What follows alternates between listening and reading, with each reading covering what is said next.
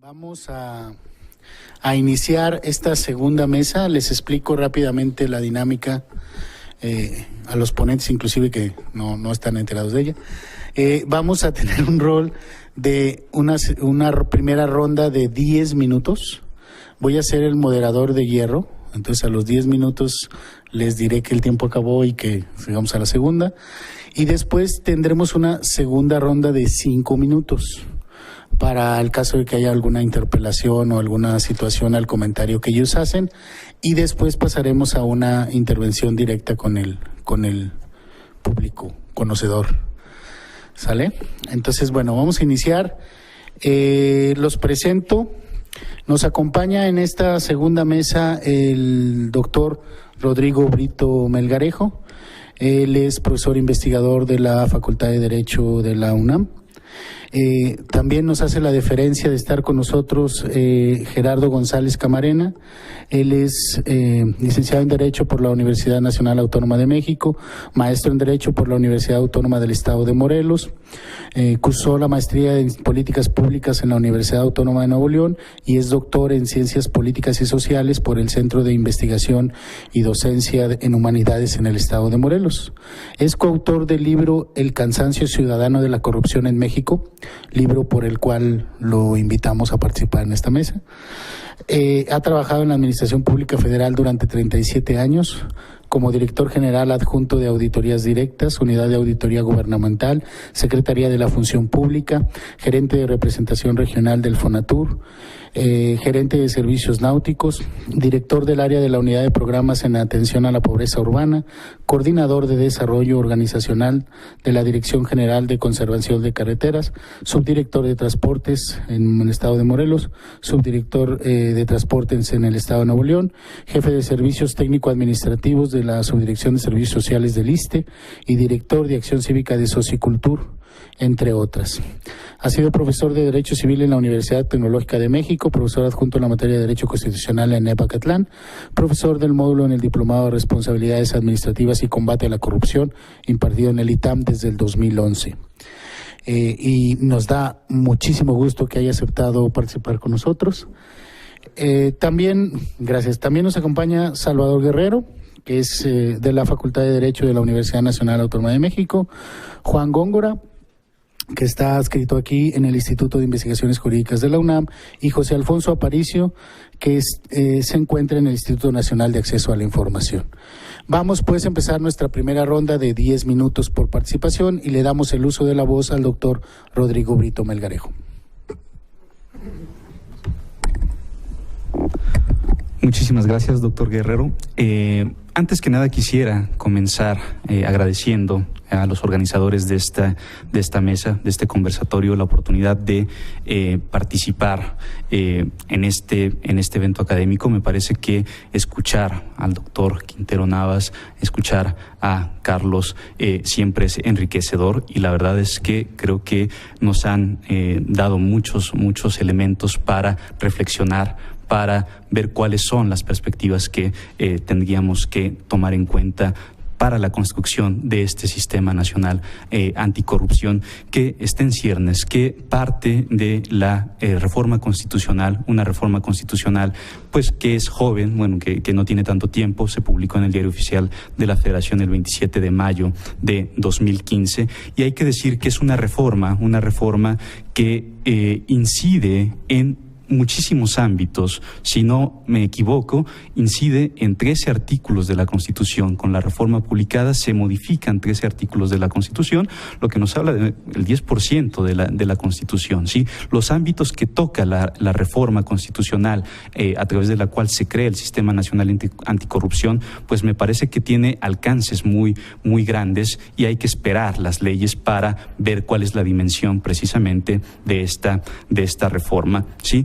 ¿Qué es lo que se trata de combatir? porque creo que por ahí es por donde debemos empezar. Bueno, pues la corrupción, y podríamos plantearnos cómo debemos entender la corrupción, ¿sí?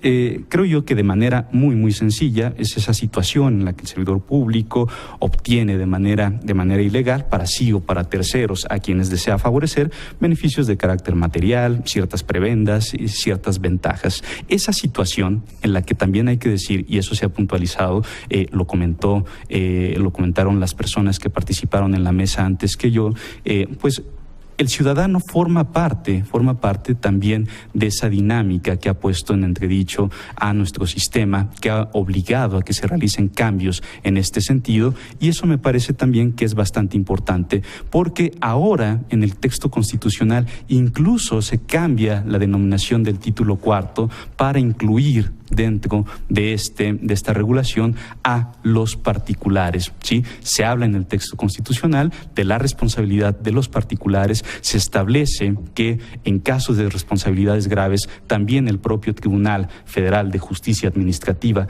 podrá sancionar a los particulares, personas físicas o personas morales. Los alcances, bueno, están... El marco está en esta reforma constitucional, que debemos decir es una reforma constitucional que no fue gratuita, es una reforma constitucional que tiene una razón de ser, no es una concesión graciosa por parte de las autoridades. Hay un contexto, la verdad, preocupante que detona esta reforma. Carlos ya nos hablaba de algunas cuestiones, y me parece que si hacemos mención de los datos que se dan, que se toman en cuenta en el dictamen de la reforma, pues nos podemos dar una idea del contexto que abre precisamente la puerta a estos cambios constitucionales. Transparencia Internacional, Índice de Percepción de la Corrupción en 2014, los datos que se tomaron en las discusiones del dictamen. México, de una lista de 175 países, se ubica en el lugar 103. 35 puntos de 100, donde Dinamarca ocupa el primer lugar, ¿sí? Los últimos los ocupan Somalia, por ejemplo, Corea del Norte, y en esa lista en que nos encontramos junto con Moldavia, nos encontramos junto con Bolivia, nos encontramos junto con Níger, ¿sí? América, lugar 21 de 30, países miembros de la Organización para la Cooperación y el Desarrollo Económico, para la OCDE, en el último lugar, ¿sí? ¿Esto qué es lo que genera? Pues desde luego un descontento social, una desconfianza por parte de la sociedad.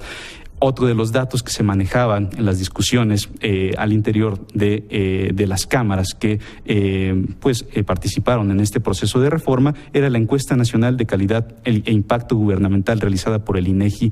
En el 2013 se tomaron en esa ocasión los datos. 88.3% de la población de 18 años o más consideraba que las prácticas de corrupción son muy frecuentes o frecuentes en nuestro país. 88.3% de las personas piensan que la corrupción es frecuente o muy frecuente en el país.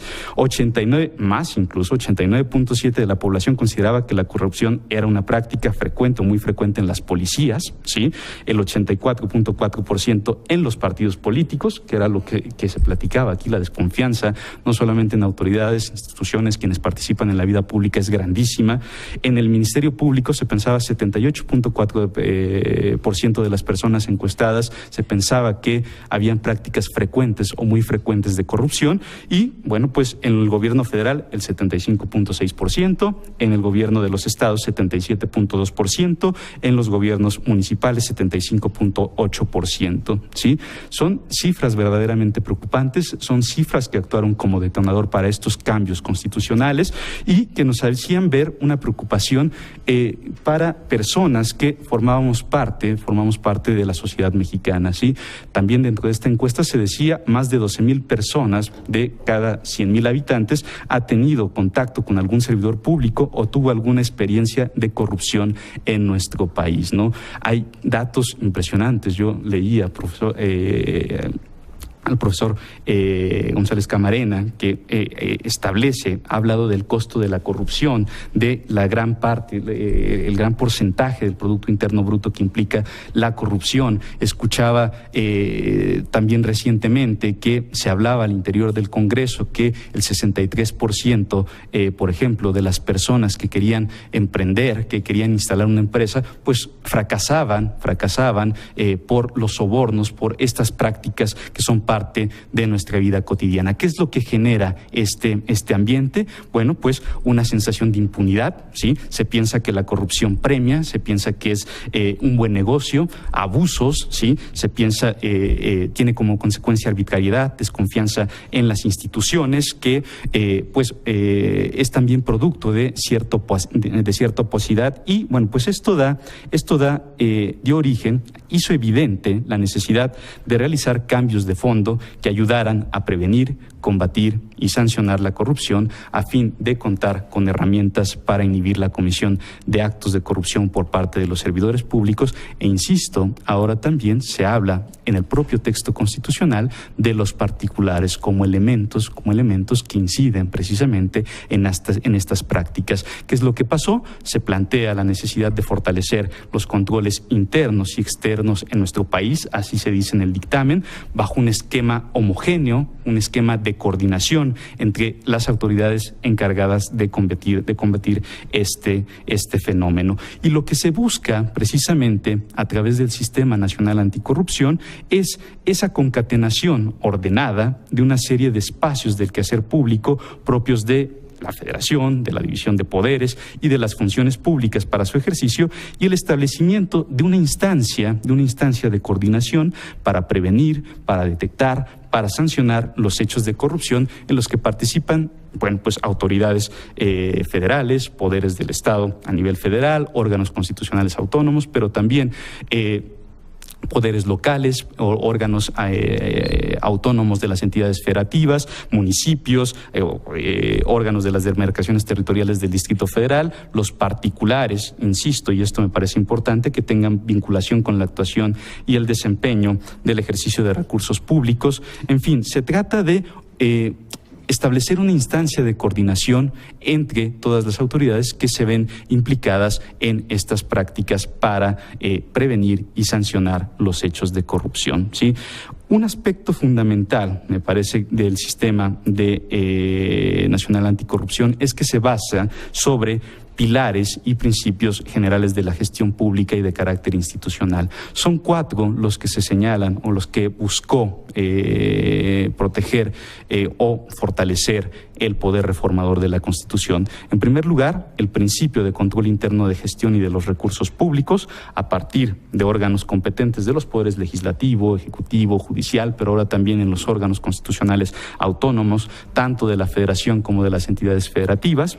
Un principio de fiscalización superior de la gestión y de los recursos públicos a partir de entidades como la Auditoría Superior de la Federación y sus equivalentes en las legislaturas de los estados y del Distrito Federal, el principio de investigación de los delitos y el establecimiento de probables responsabilidades para la dilucidación en el proceso penal correspondiente a partir de la actuación del órgano competente de procuración de justicia, y el principio de impartición de justicia por órganos imparciales con autonomía para dictar sus resoluciones. El papel que toma el Tribunal Federal de Justicia Administrativa pues es importante en este sentido. Y bueno, pues el tiempo es breve en nuestras participaciones.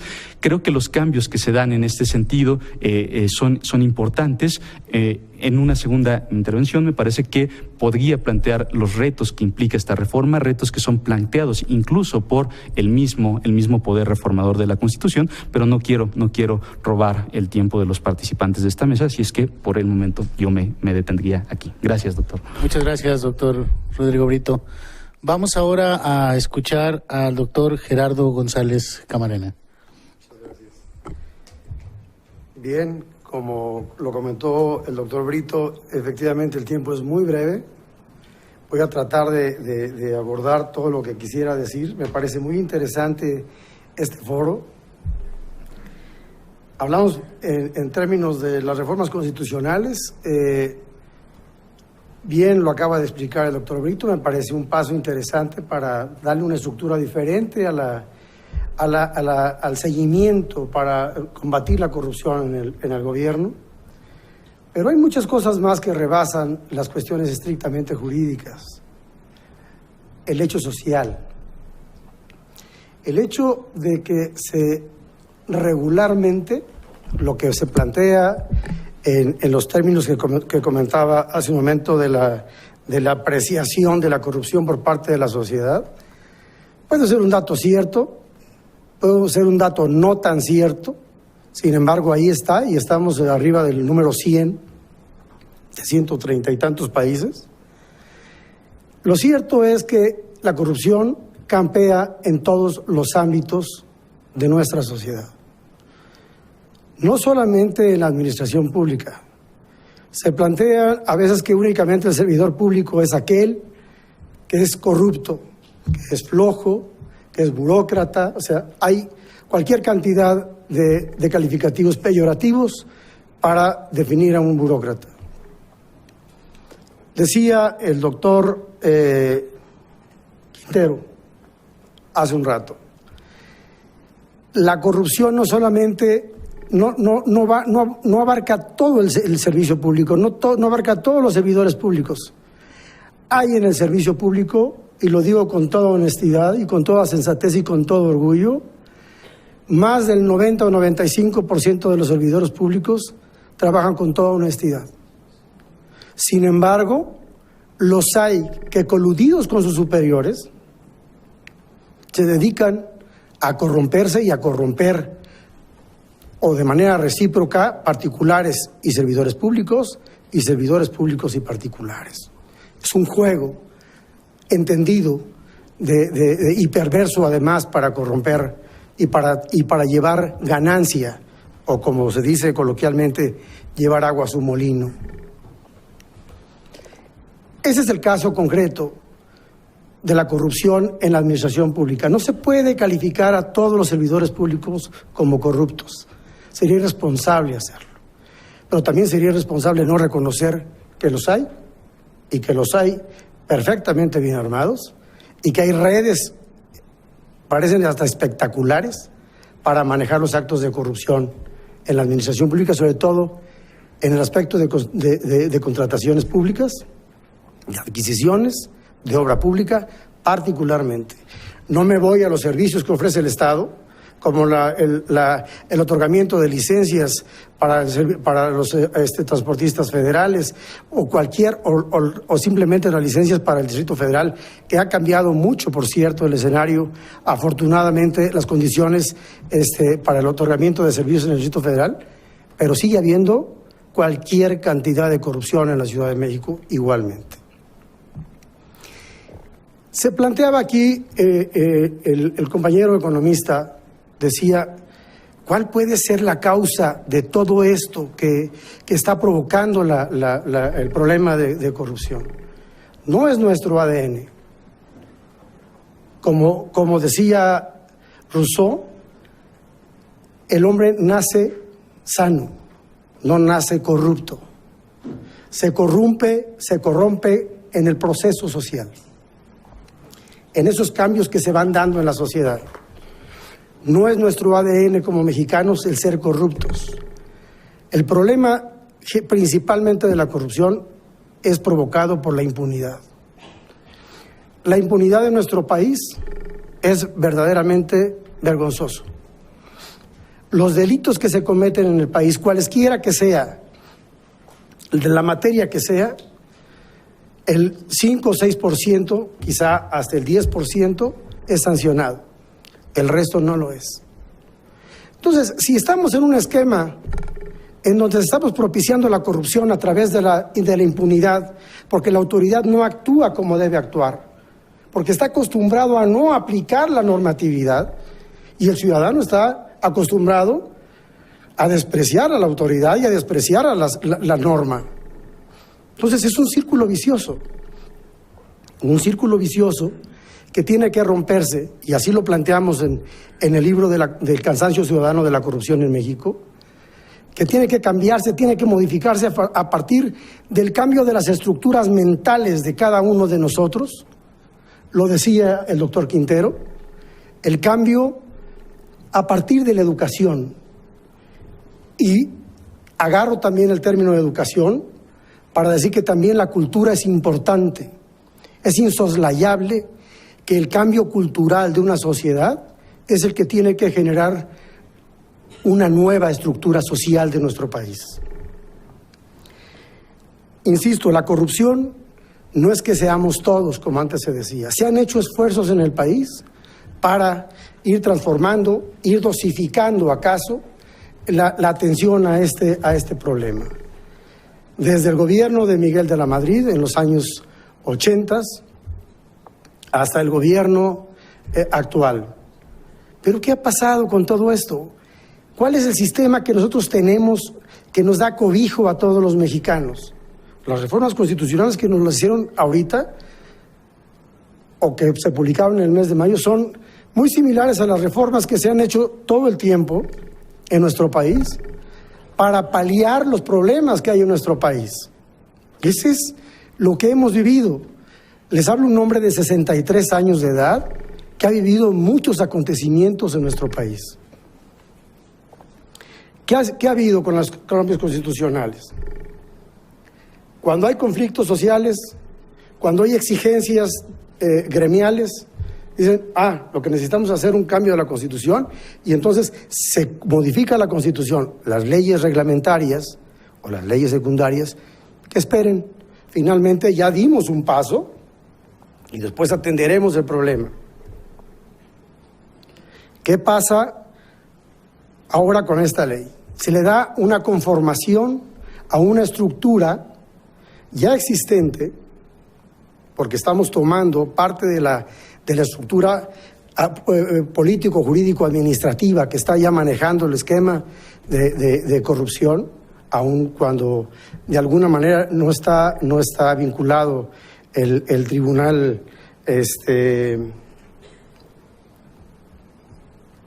que atendía las cuestiones fiscales y administrativas. Ya se vincula estrictamente a lo administrativo y deja a la función pública afuera del control de la sanción, pero solamente en las sanciones que ameriten castigos graves o que se hayan hecho violaciones graves a la ley. Hace un rato se comentaba qué pasaba con las violaciones a la ley. La Ley de Responsabilidades Administrativas de los Servidores Públicos, en su artículo 8, tiene 20 y tantas fracciones, y de entre estas 20 y tantas fracciones, 3 o 4 o quizás hasta 5 son calificadas como graves. De ahí es donde se plantea el término de gravedad que será atendido por este tribunal. Los demás serán atendidos por la función pública. Pero ¿qué pasa? ¿Por qué la función pública sigue siendo dependiente del Ejecutivo Federal?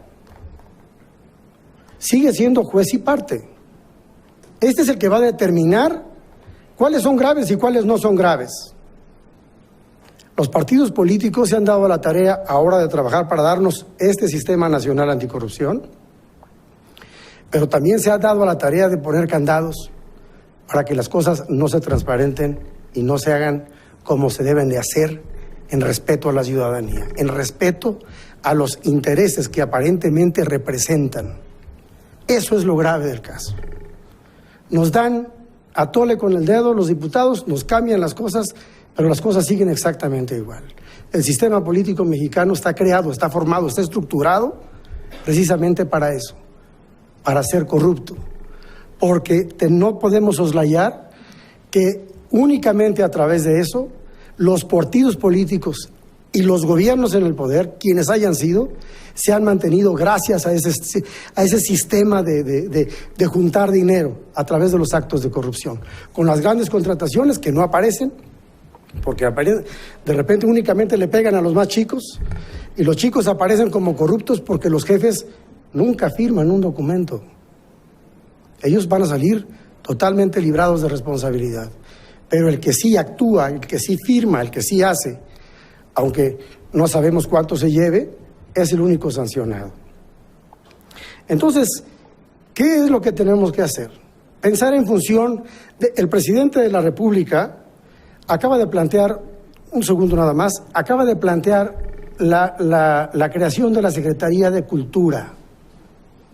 Me parece muy interesante si esta Secretaría verdaderamente se concreta y se aboca a cambiar la estructura mental de nuestra sociedad, cambiar la cultura de lo que somos para cambiar nuestra forma de ser y convertirnos en mexicanos diferentes, en mexicanos que creamos en nosotros mismos para poder crear y cambiar toda la estructura social del país y a partir de la estructura social y del pensamiento social de cada uno de los mexicanos, cambiar también las bases y las estructuras políticas de nuestro país. Muchas gracias.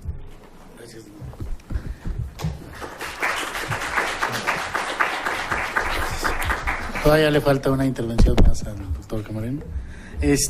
Y luego la interacción, claro, desde luego. Vamos a darle sus 10 minutos a Salvador Guerrero. Adelante. ¿Qué tal? ¿Se escucha? ¿Ahí se escucha? Ya. ¿Qué tal? Muy buenos días. Tengan todos y todas. Primero, muchas gracias al doctor Luis René por la invitación y evidentemente a las personas que me acompañan acá arriba en la mesa. Usualmente, ¿no? Creo que ya se ha dicho que hablar del tema de corrupción puede llevar a una especie de pesimismo, ¿no? Hay un pesimismo porque, la corrupción está inmersa en todos los aspectos de la vida pública y a veces un poco encontrar la esperanza o encontrar cuáles son las soluciones. Bueno, ya nos había dicho el doctor Quintero que podría ser muy complicado y desesperanzador. Yo voy a hablar de algo muy específico que puede ser una especie de antídoto para este problema, que es el tema de la transparencia, ¿no? La transparencia, a diferencia del sistema anticorrupción, en México existe un poco de aprendizaje institucional, sobre todo a partir de la creación de la Ley Federal de Transparencia, por allá del año 2001. Contrario al sistema anticorrupción, que es muy novedoso, aunque ya existen leyes sobre responsabilidades de servidores públicos.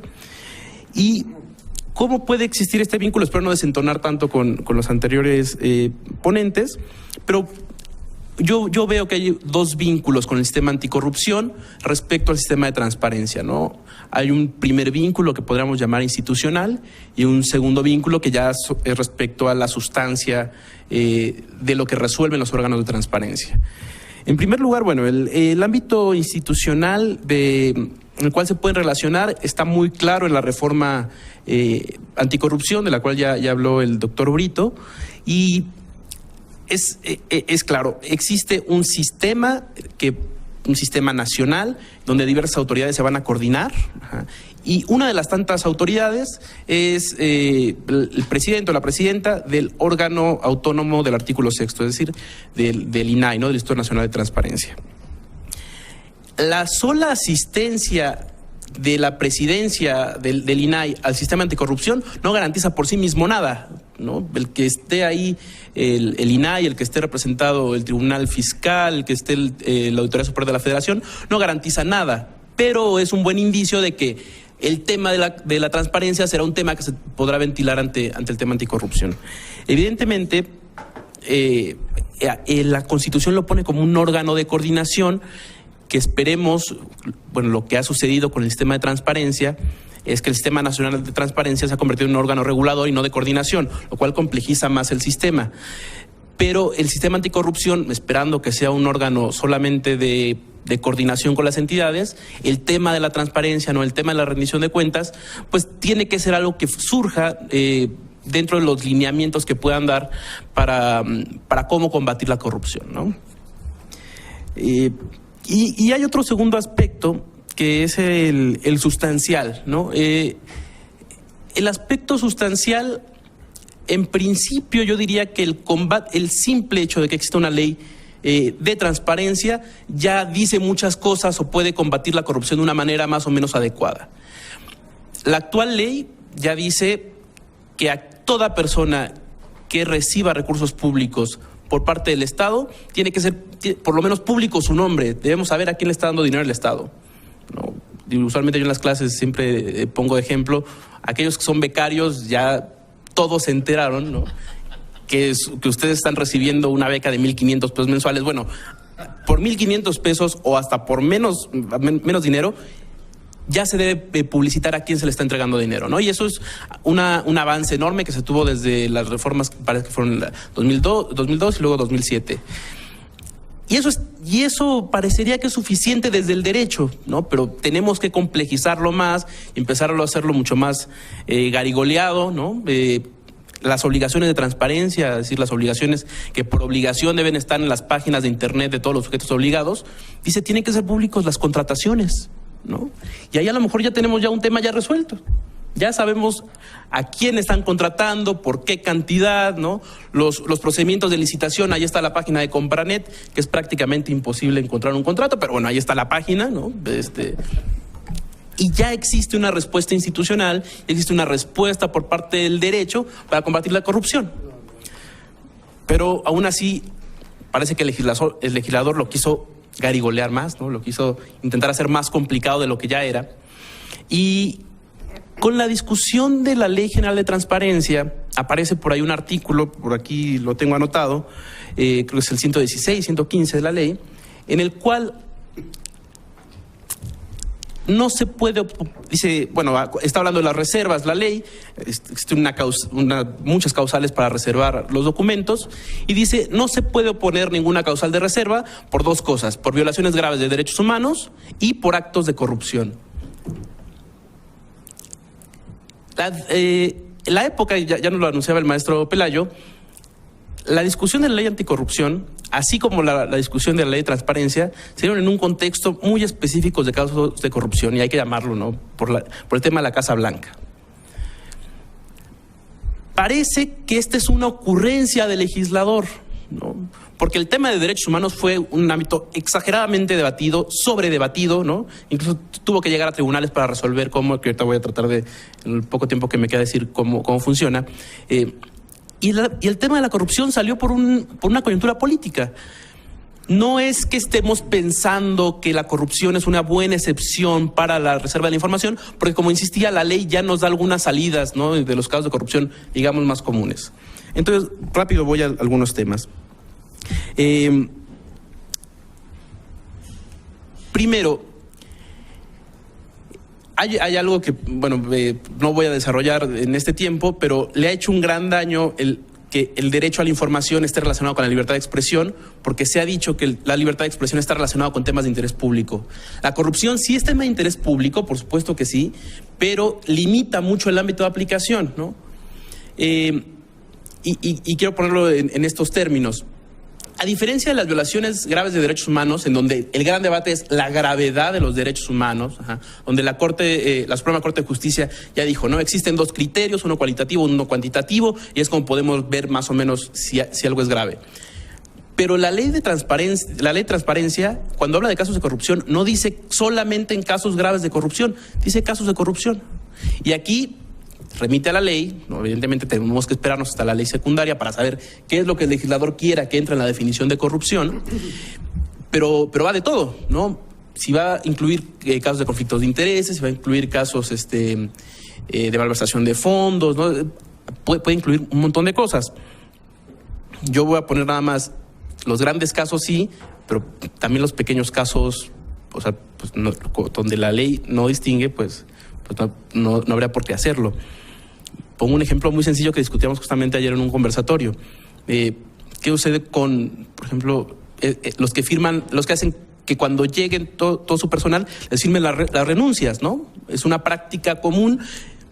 Si es corrupción o no es corrupción, digo, nos podemos pelear mucho, pero son los pequeños actos de corrupción en donde la ley, al no distinguirlo, digamos, no tendrían margen de maniobra los órganos de transparencia. Entonces, nada más para intentar recapitular de manera muy breve.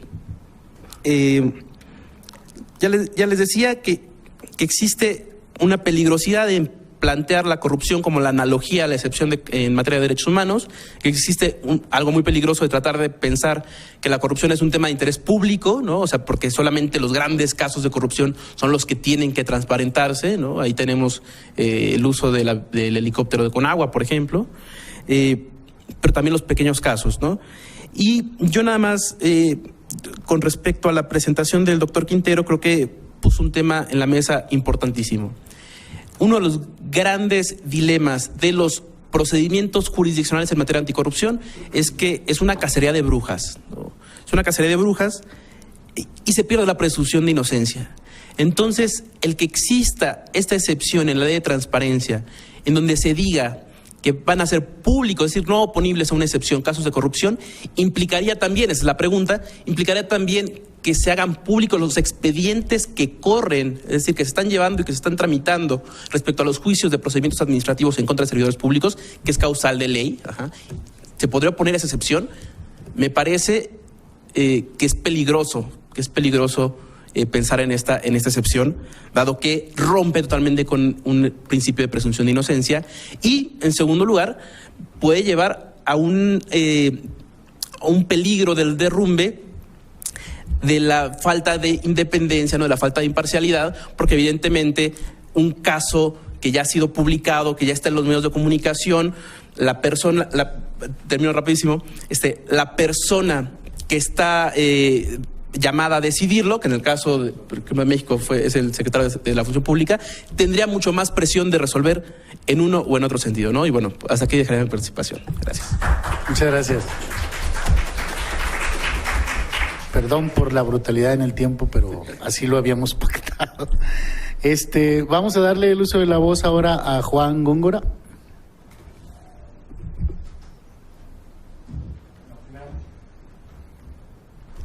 ¿Me escuchan? Sí, ya. Primero que nada, gracias al doctor René por la invitación a esta mesa de discusión. Yo voy a abordar y no sé si me confundí con la precisión que tenía Salvador, pero yo lo voy a abordar desde un punto de vista en el cual todo tema, o igual me estoy confundiendo y luego me corriges, que todo pequeño tema es tema de corrupción. Y en el enfoque que le voy a dar va a ser a partir de la vinculación que tiene la corrupción con los derechos humanos. Generalmente este tema ha sido abordado por asociaciones financieras, por empresas bilaterales de financiación, pero ha sido un tema que se ha soslayado quizá un poco también por la coyuntura que tiene el tema de derechos humanos, pero en realidad son temas que están íntimamente ligados. Desde este enfoque podemos ver dos vertientes. Una que vea la corrupción de manera general dentro de la institución, es decir, institucionalmente, y cómo van afectando a otros sectores, y otro que ve justamente la corrupción desde el punto de vista de derechos humanos, reflejada en el daño que le ocasiona la corrupción en el disfrute de los derechos humanos. A partir de eso tiene dos posiciones. Una positiva, que es la compaginar agendas, es decir, la corrupción, en la medida que el combate ante la corrupción permite exactamente el disfrute de derechos humanos, pero la promoción y la protección de derechos humanos al mismo tiempo tiene una incidencia en que actos de corrupción vayan disminuyendo. Y después la concepción negativa, que es precisamente la corrupción como detonador de violaciones a derechos humanos. Y más o menos en este esquema es en el que me pienso mover. En primer lugar, el vínculo y la compatibilidad de agendas. Durante mucho tiempo, durante los años 80 y 90, cuando surge verdaderamente la discusión en materia de corrupción a nivel internacional, la agenda de corrupción se centraba básicamente en la disminución de violencia, en la rendición de cuentas y sobre todo se centraba en un concepto, la adecuada gobernanza de los estados. Pero este tema era totalmente distinto al que se enfrentaba la agenda de derechos humanos, que básicamente era visibilizar a los grupos vulnerables. A inicios del año 2000, exactamente en mayo del 2013, el Consejo de Derechos Humanos y el Comité de Derechos Humanos emite una resolución que textualmente dice: las consecuencias negativas de la corrupción en el disfrute de los derechos económicos, sociales y culturales. ¿Por qué precisamente en derechos económicos, sociales y culturales? Y más adelante me voy a referir explícitamente a eso. Sin embargo, no se quedó en el tema de derechos sociales, sino que se pasó al derecho a las libertades políticas, específicamente libertad de expresión, la posibilidad que tienen los candidatos al sufragio pasivo, el derecho de asociación o de reunión. Ejemplos. Por ejemplo, en una sociedad en la cual el Estado no garantiza a los periodistas a denunciar actos de corrupción sin que estos expongan su inocencia o dos, su propia seguridad. Es un Estado que muy difícilmente puede tener las garantías para poder denunciar pequeños actos de corrupción.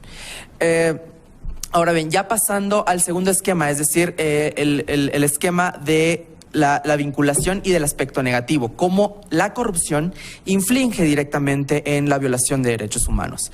Y aquí podemos tener dos grandes vertientes. Una, la corrupción directa y la corrupción indirecta. Por ejemplo, la corrupción directa es aquel acto que realiza una autoridad y la cual suprime un derecho. Creo que en México tenemos muchísimos de esos casos en los cuales los jueces aceptan sobornos para fallar en determinado sentido. O bien, y esto se traduce en la vulneración del derecho al debido proceso. Por otra parte está la corrupción de manera indirecta, que en sí mismo el acto de corrupción no inmiscuye la violación a un derecho humano. Ejemplo de esto, ¿cuántas veces empresas transnacionales aquí en México, o más bien en México las autoridades omiten la realización de estudios de impacto ambiental y social? Y esto al mismo tiempo, en sí mismo, no se traduce en un acto de violación a derechos humanos. Sin embargo, cuando empiezan a funcionar estas empresas transnacionales, se vulneran derechos como el medio ambiente sano o, en un caso más extremo, el derecho a la salud. Sin embargo, y esto es un tercer punto, en cuanto a por qué específicamente el Comité de Derechos Humanos se refiere a derechos económicos, sociales y culturales sobre su primer pronunciamiento, y es que específicamente los derechos prestacionales o derechos sociales son los derechos que están expuestos a licitaciones públicas. Y este tipo de derechos y en este tipo de contratos en los cuales el Estado da a particulares en ocasiones la realización de este tipo de derechos, hace que, uno, o los recursos no se destinen de manera completa y que eso tenga una incidencia en la disponibilidad y en la accesibilidad de dichos derechos, lo cual se traduce en que las personas menos aventajadas puedan disfrutar de un derecho. Pero creo que un punto que es de mayor gravedad, no solo en México, sino también en toda Latinoamérica, es lo que Transparencia Internacional ha denominado como la corrupción judicial. Y ya Carlos mencionaba un poco acerca de esto respecto a las garantías que deben tener los jueces para poder fallar. La corrupción judicial básicamente consiste en los actos u omisiones que realizan las autoridades jurisdiccionales al momento de emitir un fallo. Y este fallo generalmente beneficia a terceros y pone en una situación de desprotección, en cuanto que esa resolución es una resolución inapropiada, desproporcional o a veces totalmente injusta. Y eso se da en diferentes facetas. Por ejemplo, cuando un juez o jueza se niega a investigar debidamente que alguien cometió un delito, que simplemente desaparecen expedientes o te niegan a dártelo, aunque, bueno, en México casi no se da eso, pero por ejemplo en sociedades como la de Venezuela sí se da y es muy recurrente. Y de diferentes otras formas. Pero también tenemos que tener en cuenta que el tema de corrupción no solamente afecta a las instituciones como tal, sino también a grupos en situación de vulnerabilidad, como son mujeres, niños, personas migrantes, pueblos indígenas, específicamente por la violación al derecho al principio de igualdad y no discriminación y a veces las cuestiones de género. Por ejemplo, en las fronteras, yo soy del sur y específicamente he tenido la oportunidad de visitar Tenosique. Las agencias migratorias, créanme que están vacías. ¿Por qué? Porque las personas migrantes saben que si van a esas agencias migratorias, los agentes migratorios son los primeros que les piden dinero para extorsionarlos, para no deportarlos o poder hacerse caso omiso de que puedan seguir su transcurso en el norte. Además, por ejemplo, cuando la Comisión Interamericana de Derechos Humanos ya evidenciaba que específicamente las mujeres en situación de migración son las que son el principal foco de extorsión por parte de los agentes migratorios en una cuestión específica, favores sexuales, y que posiblemente son objeto de trata de personas. Pero esto no solamente ha quedado en un plano, digamos, teórico, ni una vinculación en el aire. De hecho, Claudio Nash hace un análisis bastante interesante respecto a la vinculación que tiene la corrupción y ciertas decisiones de tribunales internacionales, específicamente la Corte Interamericana. Lo que sí es de hacer notar es que ni la Convención de las Naciones Unidas contra la Corrupción ni la Convención Interamericana contra la Corrupción hacen mención expresa a derechos humanos, ni los tratados de derechos humanos hacen mención expresa a la corrupción. Sin embargo, la jurisprudencia de la Corte Interamericana sí ha hecho pequeños, digamos, atisbos respecto a cómo la corrupción trae como consecuencia la vulneración de derechos humanos. Y algunos ejemplos son, en un caso contra Venezuela, en el caso Montero Aranguren, la Corte Interamericana da como hecho probado que la mala capacitación técnica del personal del centro penitenciario y los bajos salarios que recibían al momento de la toma de ese centro de detención ocasionaron que abrieran las celdas los gendarmes al momento de enterarse de la toma, pero que para liberar a los prisioneros les pedían que tuvieran que pagar, y a los que no pagaban los ejecutaban. Otro ejemplo dentro de centros penitenciarios es el caso de Instituto de Reeducación del Menor contra Paraguay, mejor conocido como el caso Panchito López. En este caso, a partir de una serie de incendios mueren decenas de niños, pero la Corte Interamericana sí hace referencia expresa a que las condiciones de detención crean un clima de corrupción, y específicamente en ese caso declaró la violación al artículo 5 respecto a la vulneración del derecho a la integridad. No obstante, ese caso, en las reparaciones, la Corte no hace mención alguna sobre las medidas de no repetición. Es decir, que este clima de corrupción se vaya erradicando dentro de los centros paraguayos. Pero en donde sí me gustaría enfatizar es en la independencia judicial. Como mencionaba, creo que lo más grave en nuestras sociedades, y México no es la excepción, es la corrupción judicial que existe. Y para ello la Corte sí tiene una serie de jurisprudencia, específicamente contra Venezuela, Apis Barbera, Reverón Trujillo y Chocrón. Hay un caso ahí aislado, pero la Corte no entra al análisis del fondo, que es el caso Brewer Carías, pero básicamente en estos casos la Corte Interamericana dice... Existe un contexto en el cual los jueces no pueden tomar decisiones porque estos jueces dependen del Ejecutivo. Y en la medida que los jueces dependan del Ejecutivo, se encuentren presionados para tomar decisiones, estas decisiones muy posiblemente, bueno, en esos casos básicamente a ellos los remueven porque son jueces provisorios, pero... Una leída de una forma distinta, básicamente se está diciendo, en Venezuela no existe independencia judicial y por lo tanto la protección de derechos humanos, cuando al gobierno no le caes bien, pues básicamente te los va a anular. Y Carlos ya se adelantaba con esto en un caso reciente de la Corte Interamericana, que es el caso Radio Caracas Televisión, que la Corte Interamericana básicamente dice, en Venezuela existe desvío de poder. Claro, en ese caso lo acota a una serie de un acervo probatorio. Anteriormente la Corte no había desarrollado tanto este estándar como un mecanismo probatorio para determinar una vulneración al derecho a la libertad a un derecho, pero en el caso de la libertad de expresión, básicamente... 2 minutos más y se lo robo. Pero específicamente en este caso tiene suma relevancia porque el derecho a la libertad de expresión tiene 2 facetas. Una individual, que es a los accionistas que perdieron la concesión, pero también tiene un impacto específico de una sociedad que merecía estar informada y tener un canal alternativo. En el caso de México, ya con esto aterrizo todo lo que ya he dicho, creo, y Carlos mencionaba algo muy importante, porque en la Constitución, en México existe la paranoia legislativa, que es, mejor lo ponemos en la Constitución porque no vaya a ser que la próxima legislatura no esté tan progre y lo quite. Entonces, mejor lo dejamos allá y ya que vean las demás legislaturas cómo lo reglamentamos. Segundo punto, creo que si se va a implementar un sistema anticorrupción en México, hay que tener en cuenta dos vertientes. Una, que sí tiene una incidencia en derechos humanos y que se tiene que compaginar la materia de derechos humanos y corrupción en promoción en ambos sentidos, pero también un tercer punto es que no utilicemos este sistema anticorrupción para inculpar a personas que sean no gratas para el gobierno, como lo hace en muchos casos el Estado venezolano. Es decir, como una forma de castigo para removerte de tu encargo cuando estés haciendo una adecuada labor. Y por último... hay que guardar para la segunda intervención, no se olvide. Bueno, aquí lo dejo. Y ya lo dejo para el... Gracias, Juan, gracias. Disculpa. Vamos a darle el uso de la voz a José Alfonso Aparicio. 10 minutos. Muchas gracias, doctor. Bueno, antes de iniciar mi intervención, primero quiero agradecer que el Instituto y el doctor Guerrero tengan la deferencia de que en esta mesa participemos jóvenes, estudiantes, porque aun cuando me anunció como funcionario del INAI que soy, muy menor, pero en realidad vengo en mi carácter de estudiante y no hablaré en mi carácter de funcionario público, obviamente, a título personal. Y bueno, 2 reacciones previas a mi exposición. Juan mencionó que no había instrumentos específicos internacionales de combate a la corrupción. Sí los hay, 2 específicamente. El primero es la Convención Interamericana contra la Corrupción, y de la cual también existe el Programa Interamericano para combatir la corrupción, y el segundo es de la ONU, que es la Convención de la ONU contra la Corrupción.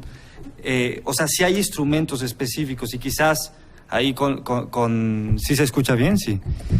Con la idea de la Corte Interamericana, que a veces ha hecho suyos otros derechos contemplados en tratados internacionales diversos a la Convención Americana, podría ser interesante, así como los tratados de la OIT, etcétera. Bueno, esa es la primera, digamos, acotación que haría ante reacción a las participaciones, y también haría otra reacción a lo que mencionó el doctor González Camarena respecto a que, bueno, la postura rusoniana de que el hombre no es corrupto por naturaleza, sino que la sociedad lo corrompe. También está la contraposición de la postura hobbesiana, en que el hombre es corrupto por naturaleza y entonces las instituciones tienen que acotarlo, el derecho. Son 2 reacciones, 2 visiones, digamos, de la corrupción de las cuales se podría abordar. Ahora, ya en específico, yo quería decir, como del linde inicial, ya en mi presentación, que la corrupción tiene un elemento específico, que seguramente es una obviedad que todos saben, pero es importante recalcarlo, que es la clandestinidad. La clandestinidad hace la vida de la corrupción. Justamente por eso es que, contrario a lo que se decía, la corrupción no se mide. Lo que se mide es la percepción de la corrupción. Sí, lo que se percibe de la corrupción, y no la corrupción en sí misma, que es difícil medirla. Es decir, lo que se llega a conocer, no necesariamente, a veces dicen, en ciertos estados en los que tienen menos cifras de corrupción, no quiere decir que no sean corruptos, sino que ocultan más la corrupción. Eso es un primer deslinde. Y justamente, ya entrando al tema de la transparencia que ya se mencionó, la transparencia es esa lumbrera, esa arma, al menos a nivel teórico, con la cual puede combatirse la corrupción, justamente porque juega con lo contrario al elemento principal de la corrupción, que es la clandestinidad. La transparencia hace visible lo que sobrevive en la oscuridad, y en ese sentido la transparencia tiene un sentido muy fino, muy acabado para combatir la corrupción.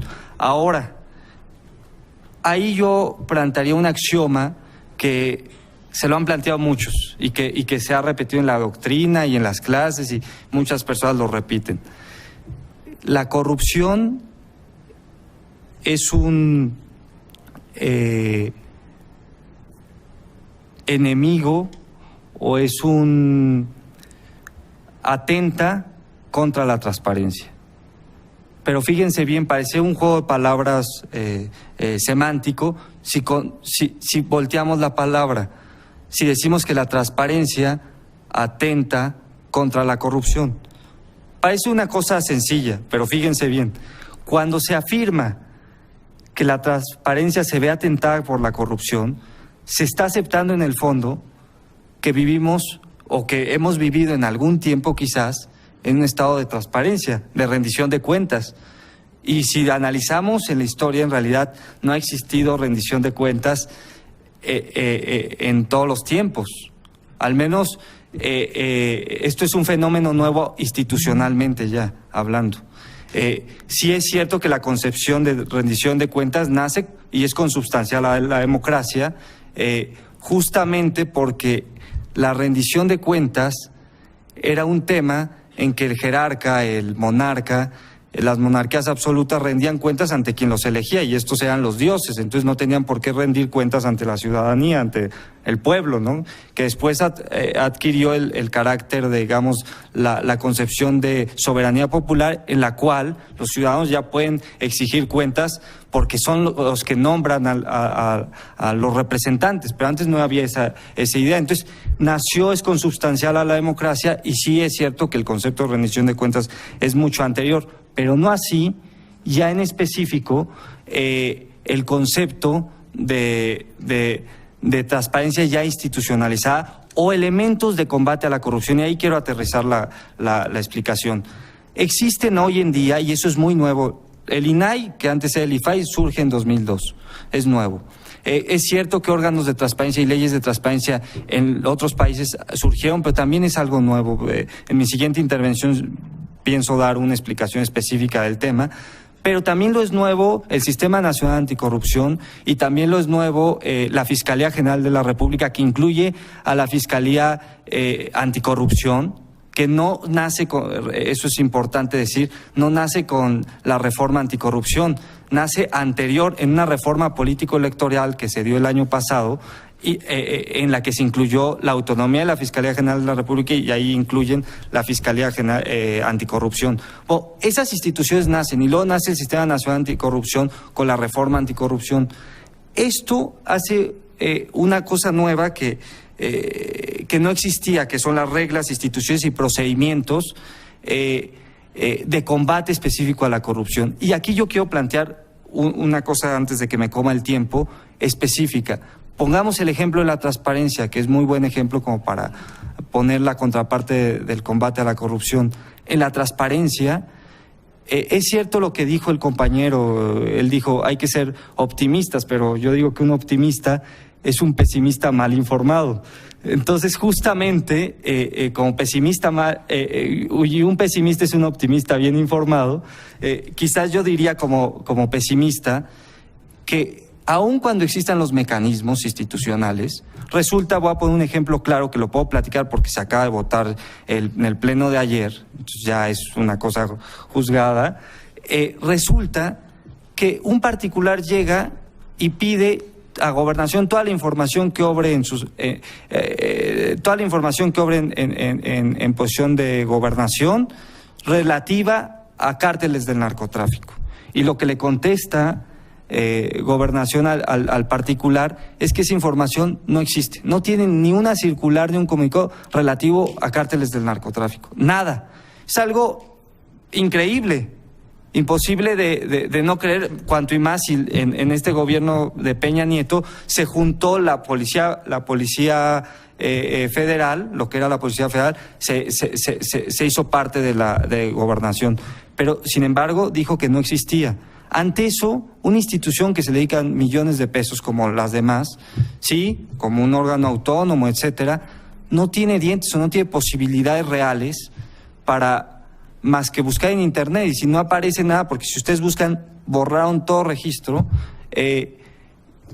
no puede más que confirmar la respuesta de la autoridad, y eso deja en el ciudadano, independiente de que haya personas preparadas y hagan un análisis exhaustivo, y al mismo funcionario también le moleste que no dé esa información a conocer, deja en el ciudadano una sensación de insatisfacción. Y eso es justamente uno de los elementos interesantes de la corrupción. Cuando se deja ver que existe con la transparencia, el elemento siguiente ya no es algo de percepción, existe y se hizo público un caso. El siguiente elemento sería el castigarla, porque el no castigo genera la percepción de impunidad, y la percepción de impunidad genera justamente la sensación de insatisfacción. Y ante esa sensación de insatisfacción hay otras alternativas, como son alternativas muy cercanas a lo autoritario, en que la restricción de libertades es una opción, pero incluso en los regímenes autoritarios a veces se suele garantizar más los derechos sociales, por ejemplo, que en los regímenes democráticos, irónicamente. Entonces los ciudadanos tienen un aliento ante esta sensación de insatisfacción por la democracia, porque esto genera una insatisfacción en genérico por la democracia, por la carencia en las instituciones, es un aliento más cercano a lo antidemocrático. Pongo otro ejemplo del CISEN, no sé cómo vaya de tiempo, me falta. Un minuto. En el CISEN, por ejemplo, el INAI, justamente, todas las solicitudes que llegan de acceso a la información, el CISEN no decide, como comentó el compañero, reservarlas, porque hay causales de reserva, y cuanto y más la labor sustancial del CISEN, como órgano de seguridad nacional, podría válidamente reservar información que es de seguridad nacional o incluso no darla a conocer aún diciendo que existe. Pues no, la respuesta es decir a todo lo que se le pregunta al CISEN, decir que no existe.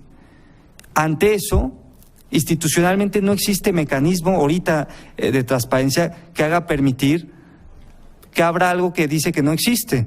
Entonces, tiene que confirmar el INAI ante situaciones que muchas veces de asuntos de solicitudes de información que es claro, es muy perceptible que pueda existir esa información.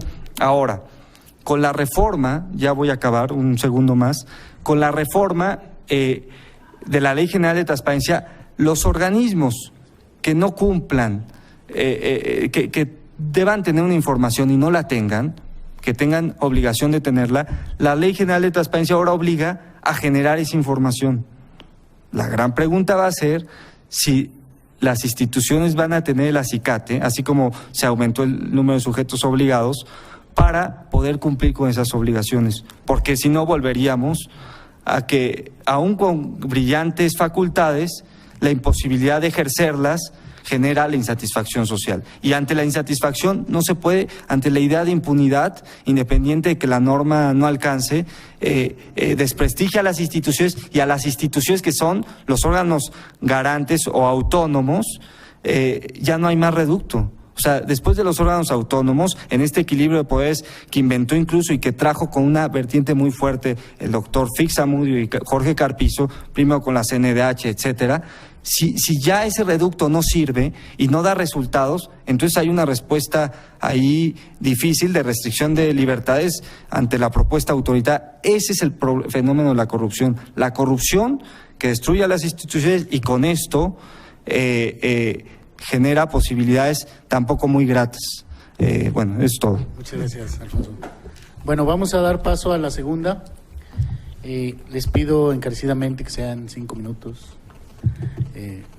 Vamos a empezar con el doctor Rodrigo Brito. Sí. Muchas gracias. Yo voy a ser muy breve. Creo que hay algo que se ha mencionado en esta mesa y en la anterior que es bastante importante. ¿Cuál es la concepción que tenemos de la lucha contra la corrupción? El doctor Quintero lo decía muy claramente, no hay que ver al servidor público como el enemigo. Ese es un punto que me parece fundamental y que se ha retomado ya en varias ocasiones en esta mesa. Y hay que tenerlo en cuenta porque pues nosotros concebimos la reforma, o parece ser que se concibe la reforma, pensando en que el servidor público pues va a ser protegido por los mismos grupos políticos, por las autoridades encargadas de sancionarlo, y eso se ve en el ejemplo que se ponía. El doctor Quintero hablaba de una prescripción en 5 años, ¿sí? Y Carlos mencionaba, bueno, en nuestro sistema se estableció 7 años. ¿Cuál fue la razón de esos 7 años? Pues que la sanción pudiera darse con carácter transaccional. ¿Qué estamos diciendo? Los de esta administración no van a castigar a los de su propio partido, a su propio gremio. Estamos pensando en que vamos a incumplir con el sistema que estamos creando. Y si estamos partiendo de ese supuesto, pues creo que hay algo que tendríamos que corregir, ¿no? Me parece que partir de un punto, yo me uno a los optimistas, quizá pensando en que hay muchos servidores públicos que hay que defender, que hay que valorar su trabajo, que la participación ciudadana es un aspecto fundamental que tenemos que tomar en cuenta.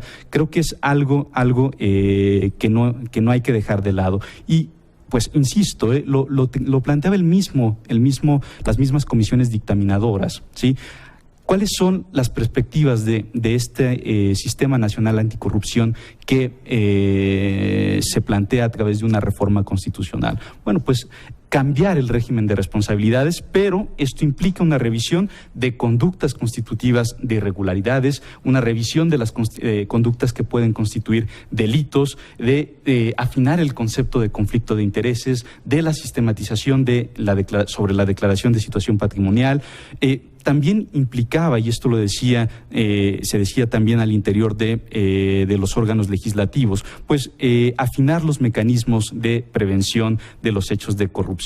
Y esto pasa también por el fortalecimiento de las funciones preventivas, de cuestiones derivadas, y este es un aspecto fundamental, de esa facultad que se da a nivel constitucional para que todo ciudadano pueda formular denuncias y con ello, se dice, contribuir a la disuasión de estas conductas en hechos de corrupción, pero también en crear un servicio profesional de carrera, en fortalecer las instituciones que formen parte del sistema, que cuenten los funcionarios públicos con capacidad técnica, que existan estímulos profesionales, remuneraciones adecuadas para que se adopte un compromiso por parte de las personas que forman parte del Sistema Nacional Anticorrupción y un desempeño de largo plazo, ¿sí? Porque tampoco es factible, viable, que cada 6 años cambien los funcionarios que están encargados precisamente de esta labor. Facultades de los órganos del sistema, su coordinación implica también un aspecto fundamental que se planteaba con la reforma, es la participación ciudadana, algo que ya también se ha comentado aquí de manera recurrente. Y para esto la reforma contempla un comité de participación ciudadana. ¿Qué es lo que debemos considerar respecto a este comité de participación? Bueno, pues que no se puede limitar la participación ciudadana a este comité, que debe de considerarse como un ámbito de actuación que no cancele, que no disminuya la denuncia o las actividades de la Contraloría Social, pero también crear una cultura de responsabilidad por parte de la ciudadanía, no satanizar, ya lo comentaba también Salvador en ese sentido, no hacer una cacería de bruja en contra de los servidores públicos y finalmente me parece que algo fundamental es una sinergia con otros ámbitos de la gestión pública, ¿sí? Sumar esfuerzos para mejorar el ámbito del Sistema Nacional Anticorrupción. ¿Qué implica esto? Bueno, desarrollo de líneas de vinculación y los supuestos para la colaboración, por ejemplo, con el SAT o con la Unidad Especializada de Inteligencia Financiera de la Secretaría de Hacienda y Crédito Público, con los órganos encargados de transparencia, y esto me parece que esta suma de esfuerzos podría abonar a fortalecer el Sistema Nacional Anticorrupción. ¿Sí? Muchas gracias, doctor. Muchas gracias, doctor. Justo en el tiempo. Le damos la voz al doctor Gerardo González Camarena. Muchas gracias. Coincido plenamente con lo que acaba de comentar el doctor Brito. Absolutamente de acuerdo. Creo que el Sistema Nacional Anticorrupción puede tener viabilidad en obvio de que verdaderamente los miembros de este sistema pongan toda su inteligencia, su capacidad y su experiencia en favor del combate a la corrupción. No olvidemos que algunos de estos organismos que forman parte del sistema forman parte también del Ejecutivo Federal.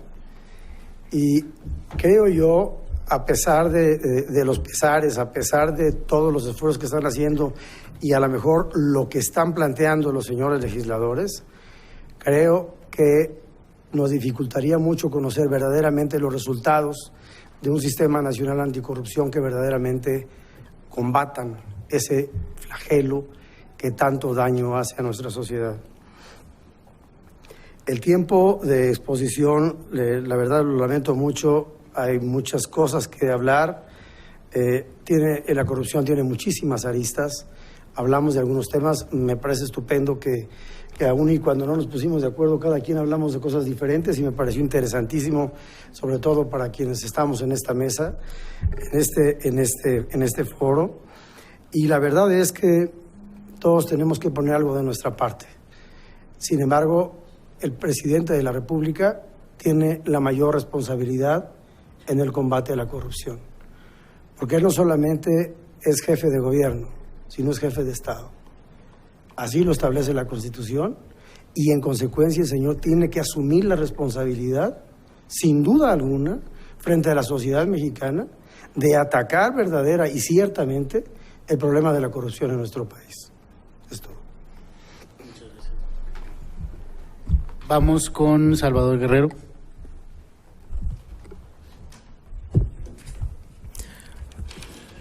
Bueno, hay muchísimas cosas que apunté y de todas se podría hablar muchísimo. Yo creo que una conclusión que sí me llevo es que tanto en la anterior mesa como en esta, creo que nadie desdeña que existan leyes. Es decir, es deseable que en un país exista un sistema anticorrupción, que existan leyes que castiguen la corrupción, ¿no? Que existan procedimientos. Es decir, hay un claro consenso en ello, pero escapa al ámbito de las leyes, no escapa al ámbito del derecho. Lo dijo muy bien el doctor González Camarena. Es un fenómeno social en donde la cultura y la educación son los pilares para tratar de combatirla. Entonces, más allá de cómo diseñamos el cómo combatirla, creo que en principio pues el derecho es una respuesta, yo incluso diría débil, ¿no? Y algo que mencionaba el doctor Brito, respecto al Consejo Ciudadano, creo que podemos correr el riesgo de lo que suceden con algunos tipos de mecanismos que tenemos en México, que con ponerle el adjetivo de ciudadano, con eso es suficiente para decir que es bueno, ¿no? Cuando me parece que no necesariamente el que haya una persona, porque además como si las personas no fuéramos ciudadanas, ¿no? Pero bueno, parece que es en contra de los intereses partidarios, ¿no? Nada más hago un par de reacciones, ¿no? Primero, a Juan, que al principio me había dicho que creo que no es que estemos en contra, pero yo sí creo que cualquier acto de corrupción es corrupción, ¿no? Eso sí, muy claro. Creo que la interpretación que le puedan dar los organismos de transparencia, incluso la misma Fiscalía Anticorrupción, y decir que como los pequeños actos de corrupción no son de interés público, pueda decir, esto no es corrupción, esto es otra cosa. Ajá. Entonces creo que es el riesgo que sí podemos correr. Solamente voy a tratar de hablar dos puntos muy, muy pequeños respecto al diseño institucional, que creo que también aquí se planteó. Uno es la noción del castigo, ¿no? El castigo a la corrupción. Está bien que exista un castigo a la corrupción, ya lo decían, es decir, la corrupción no se ve, ¿no? Por algo la corrupción es eficiente, pero lo importante es cómo se pueden vincular las instituciones que ven estos casos.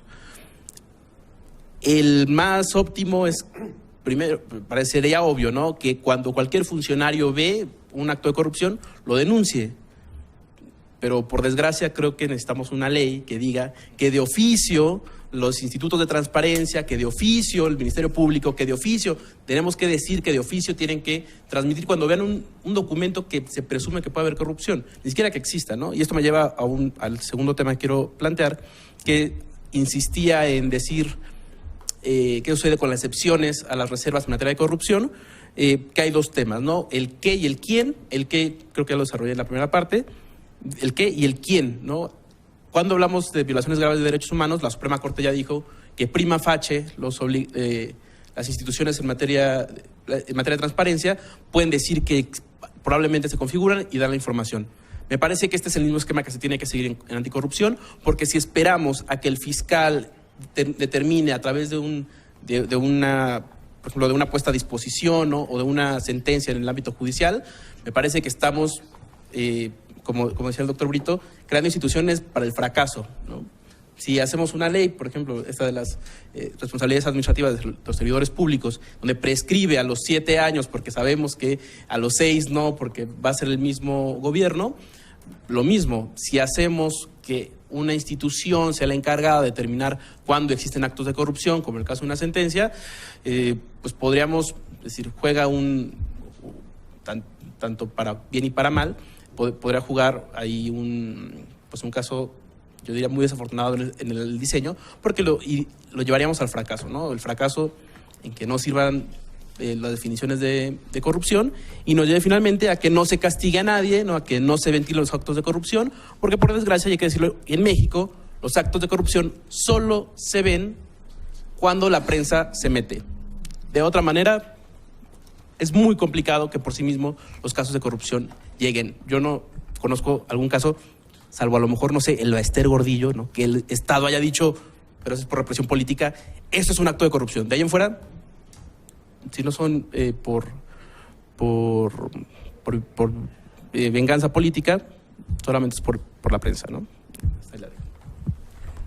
Muchas gracias. Juan Góngora. Considerando que me tomé 2 del anterior, voy a devolverle esos 2.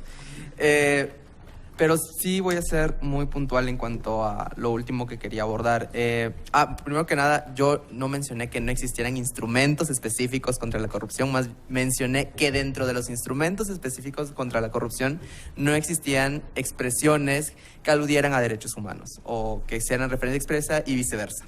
Pero creo que en el caso mexicano sí existe un gran reto porque soy de las personas que afirman que vivimos la peor crisis de confianza en sus instituciones y no solamente reflejadas hacia una institución del Poder Ejecutivo, sino también, por ejemplo, el Barómetro Mundial de Transparencia Internacional mencionaba que la sociedad mexicana señalaba a los sectores más corruptos, a los partidos políticos con el 91%, a la policía con el 90%, funcionarios públicos con el 87%, el Poder Judicial con el 80% y los medios de comunicación con el 55%. Entonces, no es solamente un trabajo de reforzar la institución pública, sino también ver más allá, ver qué tanto el ámbito privado puede tener una injerencia dentro del poder público y cómo se manejan estas cuestiones que ya venía mencionando Carlos, que es el desvío de poder, porque muchas veces las presiones, como en el caso mexicano, no vienen de entes públicos, sino también pueden venir de grandes empresas privadas. Y coincido con Salvador, en este punto creo que la creación de instituciones que puedan o abonen a mejorar el sistema anticorrupción tienen que ser creados no solamente desde el punto de vista de un ámbito interno, sino también una participación. Creo que mencionabas acerca de algo un posible riesgo que pueda existir entre la participación de la autoridad pública y la ciudadanía.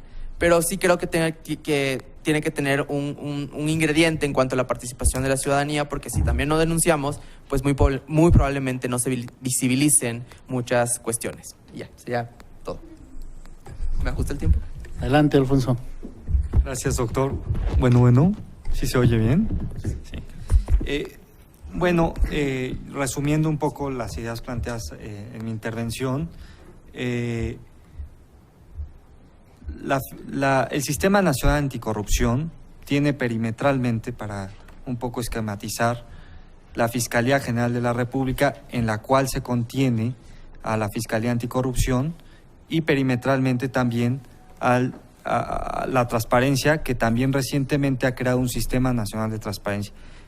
Quería decir, como conclusión de la participación anterior, que estos nuevos modelos de reglas, instituciones y procedimientos generan una exposición pública muy grande, una publicidad de parte del gobierno importante, que posiblemente sean no solo el último reducto, sino generan mucha expectativa en la población, pero que puede ser los resultados de estas instituciones, por lo dicho y por más circunstancias de imposibilidad material de cumplir con sus funciones, sus resultados pueden ser inversamente proporcionales a la expectativa generada. Esos son los riesgos que yo advertía en la intervención pasada. Yo, la verdad, para dar una conclusión clara, no es una cosa mía, lo he leído y lo veo en los especialistas en el tema. Dudo mucho que con el solo hecho de la formación de estas instituciones se vaya a acabar el problema de la corrupción. Es más, se vaya a combatir. Justamente por lo que decían, recordemos que el Sistema Nacional Anticorrupción, ahora no hay tiempo de esquematizarlo a fondo, pero se ve integrado por las mismas personas que quizás vayan a revisar sus actos de corrupción en sus instituciones, el presidente de la República, la Fiscalía General de la República, recordemos que es nombrada no es como la terna de ministros, es mucho más cercana al presidente de la República y tiene, digo que no es como la terna de ministros, porque tiene poder de remoción sobre el fiscal general de la República. En el INAI, por ejemplo, no, como en cualquier procedimiento administrativo, no pueden recurrir las autoridades las resoluciones, salvo una excepción, el consejero jurídico de la Presidencia de la República.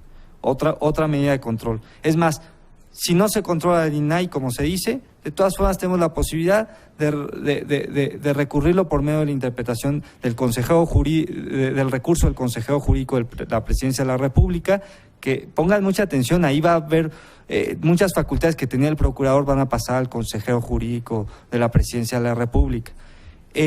Entonces, en consecuencia, esto va a generar quizás un desaliento más terrible, ¿eh? O sea, quizás hay quienes maliciosamente dicen, bueno, si creamos más instituciones autónomas al Ejecutivo, esa fue la idea, por ejemplo, del príncipe Maquiavelo en la división de poderes.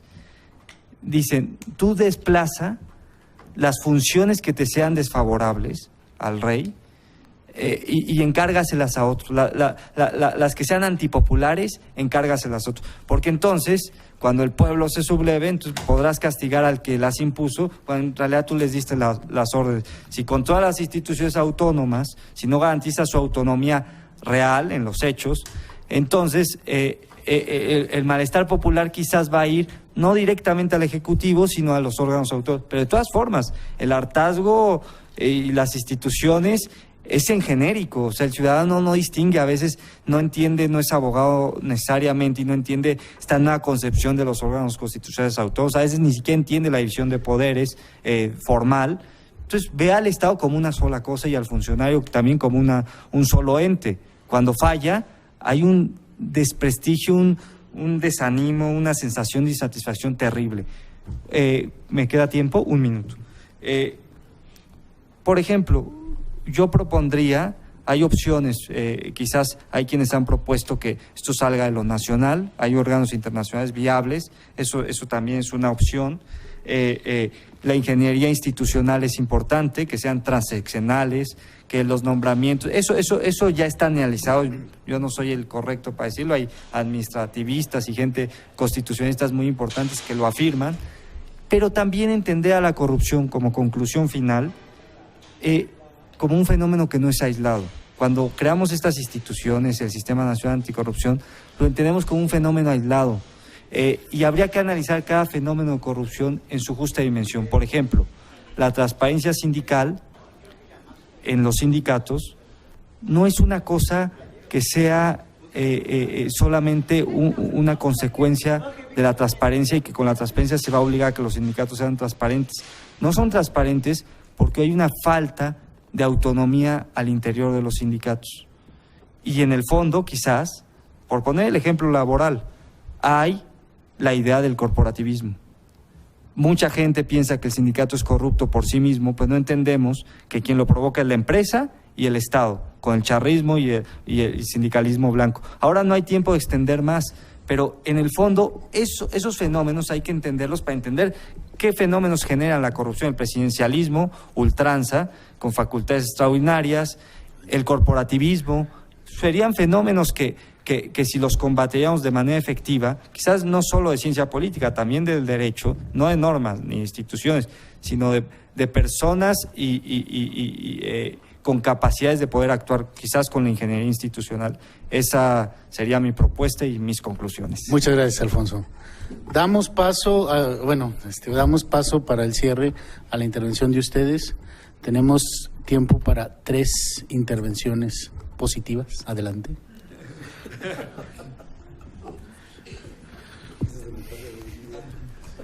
Hola, buenas tardes. Mi nombre es Mónica, soy estudiante de la maestría en Derecho de aquí de la Universidad Nacional. Tengo unos comentarios. Yo creo que el elemento principal de la corrupción es el dinero. Y pienso que nuestro sistema jurídico no va a terminar con la corrupción porque el mismo sistema es el que también propicia que haya corrupción. ¿Por qué? Porque dentro del sistema jurídico las mismas normas establecen cómo se van a llevar a cabo las elecciones de los más altos funcionarios. Entonces tenemos que los 3 poderes están coludidos. Es decir, todos los que son integrantes son conocidos entre sí, amigos, parientes, novias, etcétera. Y entonces todo esto propicia que sea un círculo vicioso en el que los que estamos aquí afuera no podemos entrar, porque no pertenecemos a su club. ¿Y por qué? Porque los puestos van cambiando nada más. El que es diputado, al rato es secretario de Estado, el que es secretario de Estado, al rato es ministro, el que es jefe del SAT también es ministro, y todos los del SAT ya están en el Tribunal Fiscal. Mientras no cambie eso de que sean las mismas personas, yo creo que no se va a acabar la corrupción. Pero ¿cuándo va a cambiar si los que hacen las leyes son ellos mismos? Y entonces ellos mismos ponen los requisitos de quiénes van a ocupar esos puestos. Y mientras el presidente siga designando a los secretarios de Estado, al presidente del Tribunal Fiscal, a los ministros, pues son ellos mismos, ¿no? O sea, ¿cómo podemos cambiar esto? Y también yo creo que el dinero, ¿por qué? Los supersueldazos de los altos funcionarios son una vergüenza cuando el salario mínimo apenas si llega a 2,300, 2,500 pesos al mes. Entonces, ¿cómo podemos romper esto? O sea, yo creo que si los cargos públicos de los altos funcionarios no tuvieran esos supersueldazos, yo creo que no se pelearían esos puestos y sería más honesta la gente que estuviera allí y habría menos corrupción. Entonces, ¿cómo podemos hacerlo si son ellos mismos los que tienen que hacer esa ley? Si no hay una norma en la que nos faculte a los ciudadanos, o por ejemplo, a los foros que he asistido y que hay gente tan experta, que tiene muy buenas recomendaciones, yo creo que nosotros debemos hacer valer ese derecho, aunque no haya una norma explícita, porque lo que no está prohibido está permitido. Entonces yo creo que deberíamos de partir de ahí, o sea, como ciudadanos tenemos el derecho a exigir también. Entonces esa es mi intervención, y quisiera una respuesta a ustedes. ¿Ustedes qué opinan? ¿Cómo podemos acabar con eso si es un círculo al que no nos dejan entrar? Vamos a hacer 2 comentarios por pregunta. Adelante, doctor. Bueno, yo estoy totalmente de acuerdo con lo que comentas y me parece que algo que hemos olvidado es que para que funcione un sistema deben de existir controles eficaces, ¿no? Aquí se hablaba, lo mencionaba José Alfonso, de ese círculo, ¿sí? Y lo vuelven a plantear. Ese círculo en que si todos forman parte de lo mismo, nunca vamos a salir del problema. Yo creo que tenemos que cambiar esa concepción. Nos olvidamos a veces que el que existan controles efectivos no sirve solamente a los ciudadanos, ¿sí? Es un aspecto fundamental también para las autoridades, porque los controles, y eso se ha escrito mucho, pero creo que nos olvidamos un poco de eso, los controles efectivos generan confianza, generan legitimidad, y la legitimidad permite una gobernabilidad que abre paso a un mejor ejercicio del gobierno que genera confianza en los ciudadanos. Creo que la eficacia de los controles es algo que hemos dejado de lado, de lo que nos hemos olvidado, pero que hay que recuperar para crear, en lugar de ese círculo vicioso, un círculo virtuoso que pudiera cambiar la situación en la que nos encontramos. Doctor González Camarena. Sí, yo lo voy a comentar muy brevemente. En relación a los comentarios que usted amablemente hizo, uno de ellos es en relación a que lo que está prohibido está permitido, lo que no está prohibido está permitido. Es el caso de la ciudadanía. En el caso de la administración pública, los servidores públicos, para estos lo que no está prohibido les está prohibido. O sea, no pueden actuar de otra manera más que lo que estrictamente determine la ley.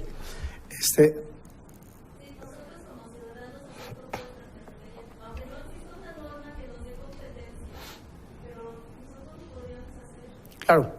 Ahora, por otro lado, en relación a la puerta giratoria que mencionaba el doctor hace un rato, de que todo el mundo se va moviendo por el mismo, es un círculo vicioso que se seguirá dando en nuestro país sistemáticamente. Aquí, quienes entran a la administración pública es porque tienen un buen contacto, tienen una amistad o hay algún parentesco que esté no relacionado directamente con el área donde está, porque si no pueden ser hasta sancionados con inhabilitación, pero sí mandarlos a otro lado, quizá otra dependencia o en la misma, pero en otra área, y con eso queda resuelto el problema legal. Así es que coincido plenamente con sus comentarios.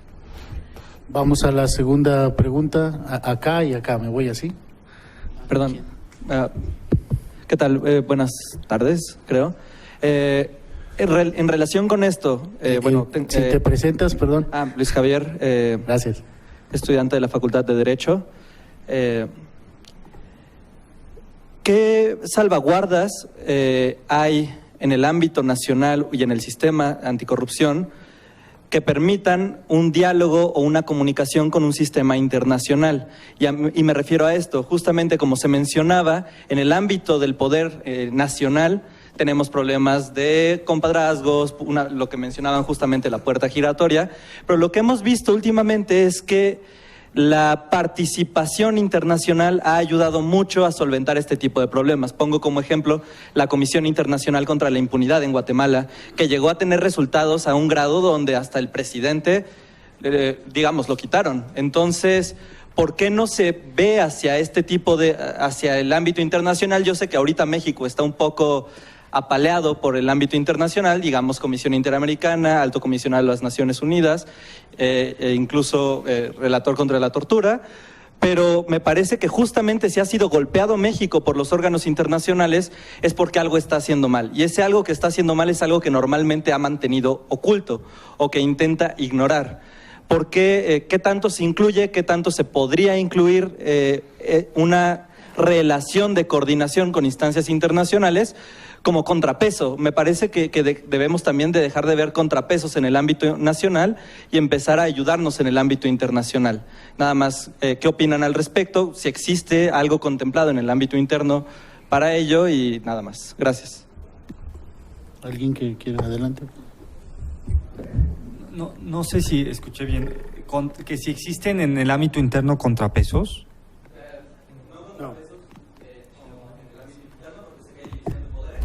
Pero donde se auxilien de órganos internacionales o donde se mantenga comunicación, donde se tenga previsto, incluso como última instancia, el recurso a órganos internacionales, instancias internacionales. Bueno, yo quiero contestar rapidísimo. Existe, y tú, Javier Carranca, que es mi compañero, ha manejado la idea del diálogo jurisprudencial, ¿no? Que existe entre tribunales y también entre órganos nacionales e internacionales. Eso es una primera concepción, el diálogo entre tribunales. Ahora, por ejemplo, la tendencia es hacer autónomos todos, del Ejecutivo, del Legislativo y del Judicial, con la nueva tendencia de los constitucionales autónomos. Esa es la tendencia. Justamente porque son órganos ciudadanos, lo que decían de que no hay que abusar del término ciudadano, creo que tienen mucha razón. Muchas veces quienes integran esos órganos llamados ciudadanos a veces son políticos de alta carrera y que llegan a esos órganos nuevos. Pero algo interesante es que el control jurisdiccional de esos órganos autónomos, todas las decisiones, en el caso del INAI, en el caso del INE, en el caso del Instituto para la Evaluación de los Maestros, INE, ¿no? Se llama. Todos estos son recurribles sus decisiones ante el juicio de amparo, vía el control constitucional. Y esto, recordemos que también es recurrible en revisión cuando trata de interpretación directamente a la Constitución, a la Corte, y esto también eventualmente en ciertos tribunales internacionales como es la Corte Interamericana. Ahora, también existe, como en el caso de Ayotzinapa, la participación, tú lo sabes bien, de la Comisión Interamericana en opiniones consultivas, etcétera, que son muy distintas al ámbito jurisdiccional y que sirven, orientan, al menos dejan un análisis técnico importante y que podría ampliarse en otras materias. Ahora se tiene mucho de derechos humanos y desaparición forzada, pero pensemos en temas laborales, en otros temas que también podrían tener estos órganos internacionales de participación. En la OIT existen estos paneles no vinculantes, pero importantes también. Entonces, sí hay un panorama importante. Salvador. Sí, yo nada más quiero comentar muy rápido, ¿no? Creo que si estamos buscando la solución en el ámbito internacional es que pues, estamos perdidos, ¿no? O sea, me parece que es complicado tratar de, si no está la solución aquí, buscarla ya. Y yo con una clara vocación internacionalista diría, creo que el derecho internacional o en general las organizaciones internacionales, si no existe algo interno que lo sostenga, si no existen instituciones sólidas, pues bueno, de poco servirá. Si el gobierno ahorita tiene un ámbito de apertura hacia el derecho internacional, hacia las instituciones internacionales, El día de mañana puede no tenerla y nos quedamos sin ONU, nos quedamos sin nadie que venga a decirnos qué, a menos que seamos algún otro país que esté en guerra y sí podrán venir en contra de la voluntad del gobierno. Yo insisto que la solución de muchas de nuestras cosas están en el primero, ¿no? Incluso, digo, a mí que me toca ver eso y que digo, trabajé incluso en ese ámbito. ¿Para qué quiero una Corte Interamericana fuerte si cuando yo hago una solicitud de información, la misma unidad de enlace de Secretaría de Gobernación me dice inexistente, te la niego? La capacitación está en el funcionario, es decir, la solución está en el funcionario que atiende en primer momento, no en el Comité de Transparencia, no en el órgano de revisor, no en el Poder Judicial de la Federación, no en la Suprema Corte ni en la Corte Interamericana. Es decir, me parece que si los problemas los solucionamos desde abajo, me parece que ahí es donde está la solución, ¿no? Doctor Camarena. En relación a la pregunta, creo que la vinculación con organismos internacionales y con órganos no gubernamentales igualmente, organizaciones no gubernamentales, está dada en nuestro país. Se ha hecho manifiesto a través de diferentes instancias, lo conocemos. A partir de los años 90 del siglo anterior empezamos a tener ya la influencia de las exigencias que habíamos tenido, por ejemplo, de la OCDE para hacer todos los cambios, como el caso de transparencia, que había sido una solicitud permanente de la OCDE hacia nuestro país y no se había dado. O sea, de alguna manera eso va haciendo cambiar nuestro país. Y los comentarios de la Organización Interamericana de Derechos Humanos o de cualquier otro organismo internacional, de alguna manera repercute e influye en las decisiones de nuestro país. Yo así lo veo. O sea, sí hay vinculación. Me van a odiar, muchachos, pero tengo que terminar porque hay un evento en la tarde. Entonces, esta es la punta del iceberg. Vamos a seguir convocándolos, vamos a seguir trabajando muy de cerca, por eso les pedimos que se registraran y su mail, no solo por las constancias de asistencia, sino porque queremos involucrarlos más en un proceso más adelante. No nos queda más que agradecer su asistencia y hacerles una muy cordial invitación, porque los vamos a invitar a comer. Aquí, a un lado de la sala Guillermo Flores Margadán, ahí los esperamos para departir los alimentos, ahorita saliendo de aquí, ¿sale? Entonces, a nombre de... Gracias. Gracias. Yo sabía que iba a ser el aplauso más sonado. A nombre del Instituto de Investigaciones Jurídicas, del proyecto 100 años Constitución, del Consejo Nacional de Ciencia y Tecnología, les damos gracias por su asistencia y vamos a comer.